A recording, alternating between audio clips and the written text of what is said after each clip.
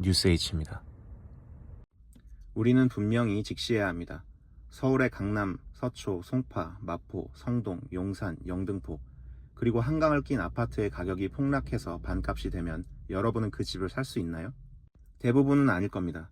가격이 떨어진 뒤에도 그 집이 여전히 내 소득과 대출 한도 밖에 있다면 내 주거 선택지는 달라지지 않습니다. 누군가의 집값이 떨어져도 내 집은 생기지 않습니다. 그들이 불행해진다고 내가 행복해지는 것도 아니고 내가 행복해진다고 그들이 반드시 불행해져야 하는 것도 아닙니다. 정책의 목적은 특정 계층을 아프게 만드는 것이 아니라 더 많은 사람에게 주거 이동의 기회를 제공하는 것이어야 합니다. 내가 가지지 못했으니까, 나보다 더 가졌으니까, 국가의 힘을 빌려 그 사람을 벌 주고 아프게 해야 한다는 생각, 그것은 정의가 아닙니다. 단순한 분풀이입니다. 정권이 바뀌고 대통령이 바뀌어도 민주당 정부의 부동산 정책이 반복해서 실패할 수밖에 없는 이유는 무엇일까요? 부동산에 대해 매번 같은 진단 그리고 같은 정책을 내놓기 때문입니다. 집권 전에는 세금으로 부동산 잡지 않겠다, 공급 늘리겠다, 시장을 이기는 정부나 정책은 없다고 말하다가도 집권만 하면 세금을 올리고 공급 조이고 정부 정책을 이기는 시장은 없다고 합니다. 결과는 어떻던가요? 네, 민주당이 집권할 때마다 부동산이 폭등한다는 공식이 만들어졌습니다. 매번 이번만큼은 다르다 말하지만 매번 똑같은 행동을 하는데 다른 결과가 나오면 이상하겠죠? 누가 대통령이 되느냐를 넘어 민주당이라는 정치적 진영이 부동산 시장과 국민의 재산을 바라보는 시각, 그리고 그 시각에서 출발한 정책 프레임 자체에 거대한 구조적 문제가 있다는 것입니다. 부동산이라는 거대한 시장의 작동 원리를 이해하기보다 특정 계층의 자산 보유를 규제와 과세의 대상으로 먼저 바라보는 인식이 유지되는 한 대통령이 누구로 바뀌더라도 정책은 결국 비슷한 방향으로 흐르고 같은 실패를 반복할 수밖에 없습니다. 시간을 불과 1년여 전으로 돌려보겠습니다. 대선 당시 이재명 후보는 강남과 서초 한복판에서 분명히 말했습니다. 세금으로 집값을 잡지 않겠다. 수요를 억압해 가격을 관리하는 것이 아니라 공급을 늘려 적정 가격을 유지하겠다. 재건축과 재개발을 활성화하고 실수요자의 주거 이동을 보장하겠다는 약속에 많은 국민은 이번에는 정말 다를 것이라고 기대했습니다. 하지만 집권 1년여가 지난 지금 현실은 어떻습니까? 서울과 수도권 집값의 상승세가 주변 지역으로까지 번지자 정부가 가장 먼저 꺼내든 것은 대규모 공급의 가시적인 성과가 아니었습니다.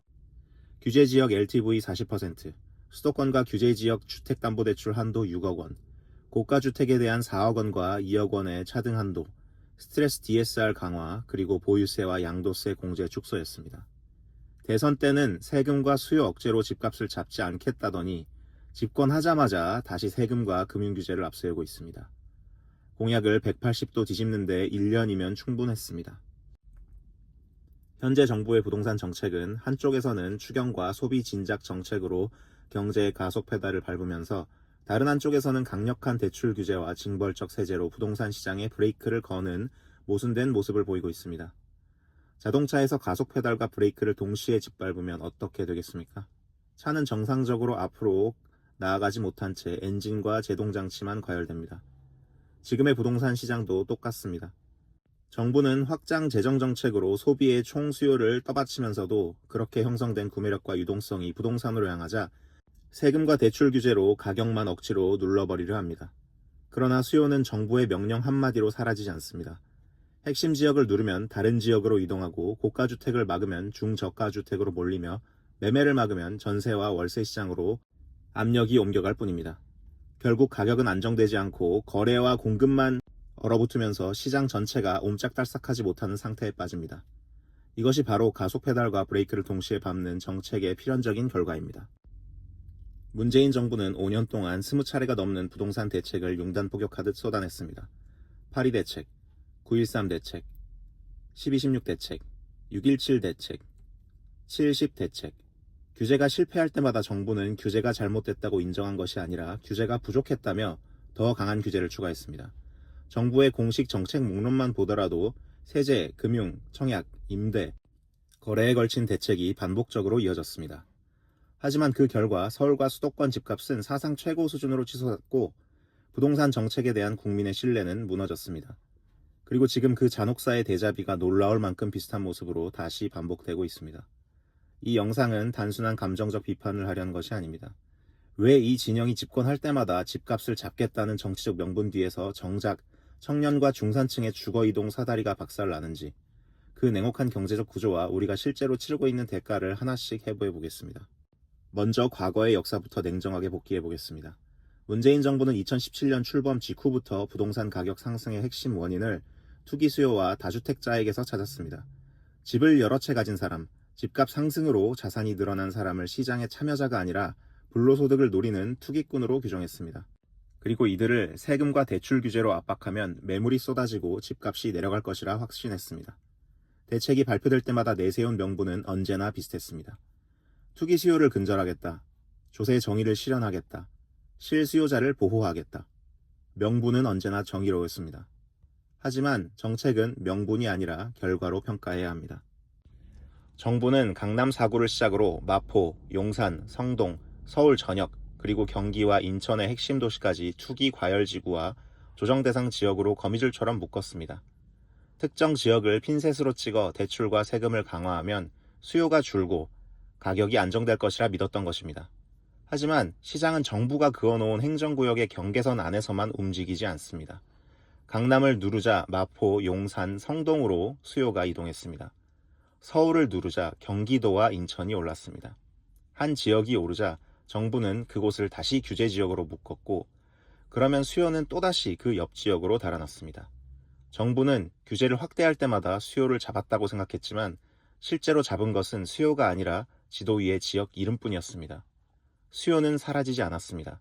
단지 다음 지역으로 이동했을 뿐입니다. 그 결과는 어떻게 되었습니까? 문재인 정부는 투기 지역과 투기 과열 지구에서 주택가격 9억 원 이하 부분에는 LTV 40%, 9억 원 초과 부분에는 20%를 적용했습니다. 그리고 시가 15억 원을 초과하는 아파트의 주택 구입 목적 주택담보대출을 금지했습니다. 그러나 강남을 비롯한 핵심 지역의 가격 상승은 멈추지 않았습니다. 오히려 다주택자에 대한 세금과 대출 규제가 강화되면서 자산가들은 여러 채의 주택을 보유하기보다 서울 핵심지에 이른바 똘똘한 한 채의 자산을 집중했습니다. 현금이 풍부한 사람에게 대출 규제는 장애물이 아니었습니다. 반면 대출이 필요한 중산층과 실수요자는 핵심 지역에서 밀려났습니다. 그리고 그 수요는 수도권의 중저가 지역과 외곽으로 이동하면서 새로운 가격 상승을 만들어냈습니다. 결국 정부가 강남을 잡겠다며 던진 돌은 강남의 현금 부자가 아니라 외곽에서 처음 집을 사려는 무주택자와 청년층에게 날아갔습니다. 부동산 정책에 대한 국민의 불신은 문재인 정부 말기에 극에 달했고, 이 실패는 2022년 정권 교체를 불러온 핵심 원인 중 하나가 되었습니다. 중요한 것은 이재명 정부가 문재인 정부의 규제를 글자 그대로 복사했느냐가 아닙니다. 대출과 세금으로 수요를 억누르면 집값을 통제할 수 있다는 근본적인 정책 프레임이 다시 반복되고 있다는 점입니다.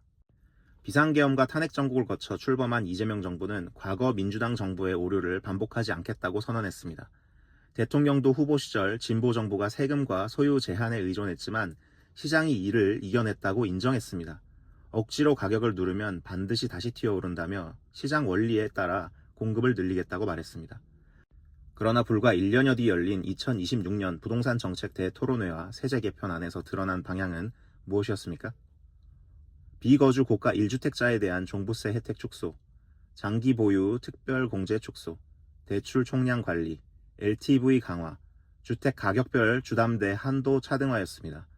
2026년 세제 개편안은 종부세 부담을 늘리고 장기 보유 특별 공제를 줄이는 방향을 담았습니다. 물론 문재인 정부와 세부 기준까지 모두 같지는 않았습니다.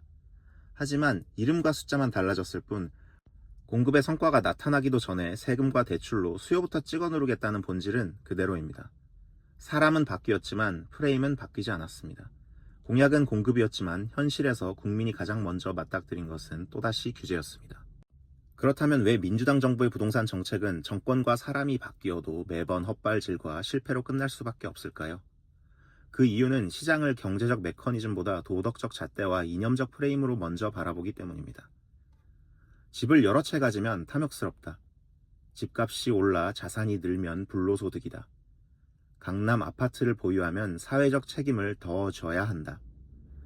이런 도덕적 판단이 정책의 출발점이 되면 사람들이 왜 강남과 서울 핵심지를 원하는지, 왜 공급은 수요를 따라가지 못하는지, 대출을 막으면 수요가 어디로 이동하는지는 뒷전으로 밀려납니다. 물론 투기적 소요와 가계 부채를 관리해야 합니다. 하지만 시장은 정부의 도덕적 훈계에 반응하지 않습니다. 가격과 금리, 수요와 공급, 기대와 유동성에 반응합니다.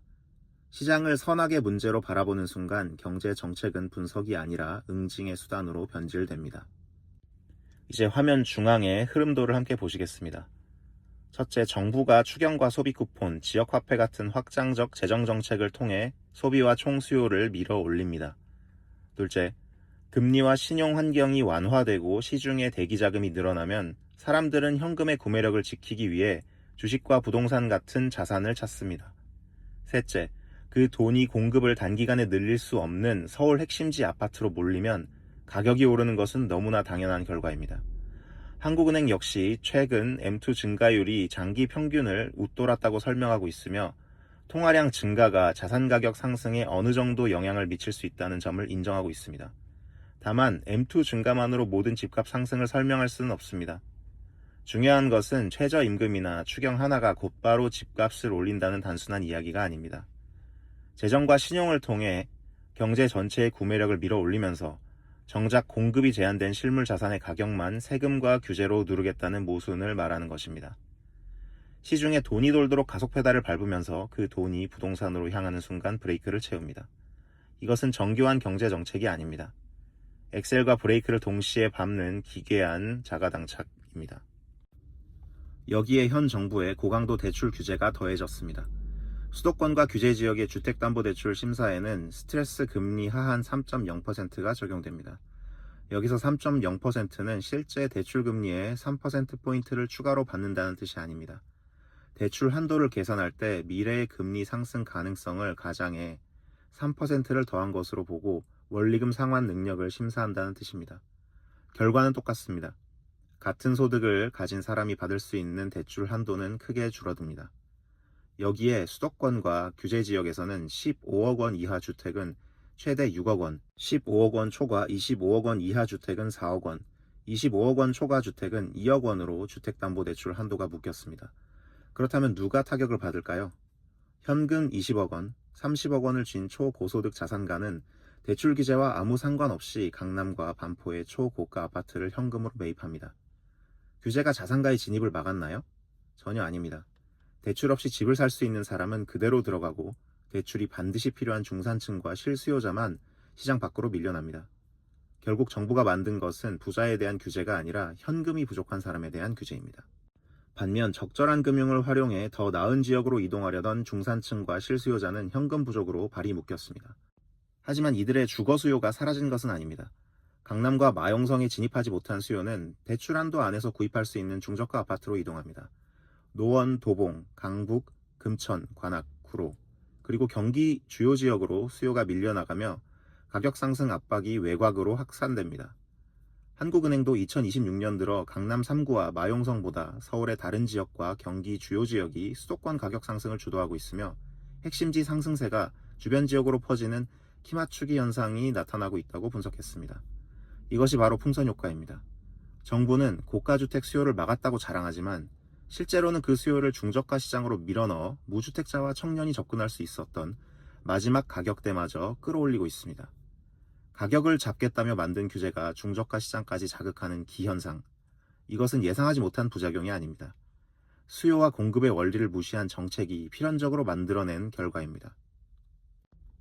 국회 정무위원회에 참석한 금융위원장은 대출 규제를 완화하면 집값이 다시 자극되고 결국 주거사다리가 더 멀어질 수 있다는 취지로 말했습니다. 쉽게 말해 대출을 풀어주는 것이 오히려 서민의 내 집 마련을 더 어렵게 만든다는 주장입니다. 물론 대출이 무한정 늘어나면 집값을 자극할 수 있습니다. 가계부채 관리도 필요합니다. 그러나 지금 국민이 겪는 현실은 정반대입니다. 이미 집을 가진 사람, 현금이 많은 사람, 대출을 거의 갚은 사람은 규제가 강화돼도 움직일 수 있습니다. 하지만 처음 집을 사려는 청년, 결혼과 출산으로 더 넓은 집이 필요한 가구, 직장과 교육 문제로 상급지 이동을 계획한 중산층은 대출 없이는 움직일 수 없습니다. 이들의 대출을 막아놓고 주거 사다리를 보호한다고 말하는 것은 앞뒤가 뒤바뀐 논리입니다. 이건 서민 보호가 아닙니다. 가계부채라는 명분 아래 기존 자산 보유자의 지위를 고정하고 뒤따라오는 사람의 계층 이동을 차단하는 사다리 봉쇄입니다. 최근 전국 지표조사 결과를 보겠습니다. 현 정부의 부동산 정책에 대한 부정평가는 20대에서 61%, 30대에서 72%에 달했습니다. 주택담보대출 규제를 지금보다 완화해야 한다는 응답도 55%로 유지해야 한다는 응답 21%와 강화해야 한다는 응답 15%를 크게 앞섰습니다. 왜 청년층이 이토록 분노할까요? 기존 주택 보유자들은 상대적으로 낮았던 과거의 집값과 지금보다 느슨했던 대출 환경을 이용해 시장에 진입했습니다. 하지만 지금의 청년과 무주택자는 이미 몇 배로 올라버린 집값과 훨씬 줄어든 대출 한도를 동시에 감당해야 합니다. 앞선 세대는 대출이라는 사다리를 타고 올라간 뒤 뒤따라오는 세대에게는 가계부채가 위험하다며 사다리를 걷어차고 있습니다. 가계부채를 줄인다는 명분 하나는 좋아 보일 수 있습니다. 하지만 그 과정에서 내 집 마련의 가능성 자체가 사라진다면 그것은 서민 보호가 아니라 자산 계층의 영구 고착화입니다. 공급 측면은 더욱 심각합니다. 서울 도심에 새 아파트를 공급하려면 재건축과 재개발이 움직여야 합니다.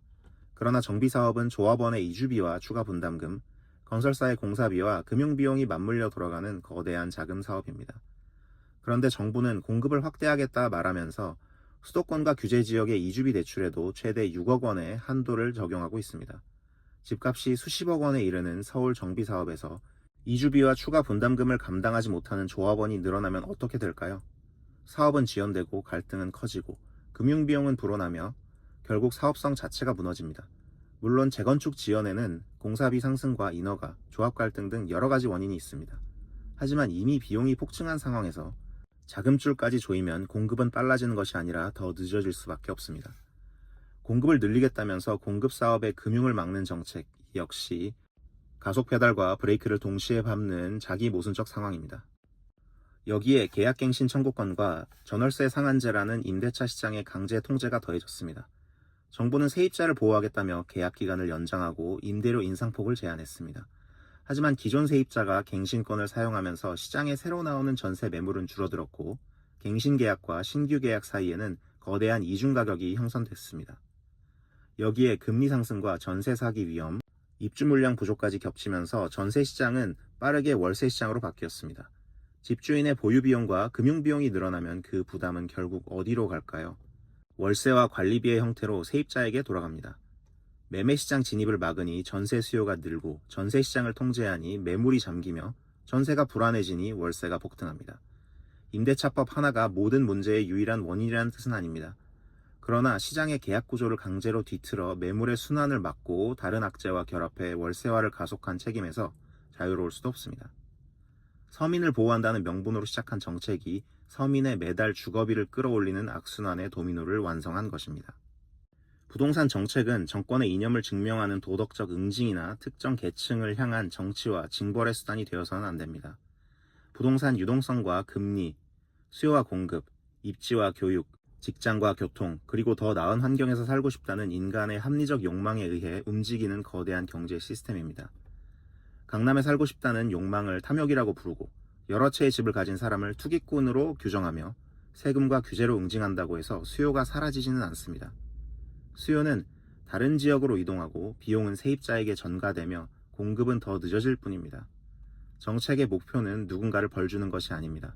더 많은 국민이 자신의 소득과 필요에 맞는 집을 선택하고 이동할 수 있도록 만드는 것이어야 합니다. 정권이 바뀌고 사람이 달라져도 부동산과 국민의 자산을 바라보는 근본적인 시각이 바뀌지 않는다면 결과는 똑같을 수밖에 없습니다. 세금으로 집값을 잡지 않겠다고 약속했던 정부가 불과 1년여 만에 다시 세금과 대출 규제를 전면에 내세운 이유도 바로 여기에 있습니다. 사람은 바뀌었지만 프레임은 바뀌지 않았기 때문입니다. 이제 우리는 스스로에게 냉정한 질문을 던져야 합니다.